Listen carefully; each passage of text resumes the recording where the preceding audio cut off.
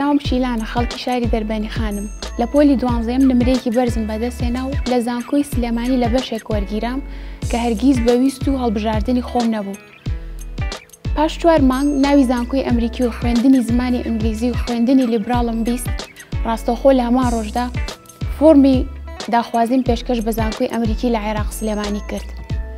شانبەشانی خوێندنەکەم بەهۆی ئەو چالاکیە جۆرا و جۆرانی کە لە زانکۆکەدا پێشکەش بە خوێندکارانەکرێت توانیم خاڵی بەهێزی خۆم بدۆزمەوە و هەر بەو هۆیشەوە بەشداریم چەندین پرۆژە و پرۆگرامی ناوخۆی و دەرەوەی وڵاتم کردو و لە ساڵی 2015 بەشی ئەندازیاری میکانیکم تەواو کرد و ئێستاش زۆر خۆشحاڵم کە خزمەت بەو زانکۆیە ئەەکەم کە ساڵانێک منی پەروەردە کردووە.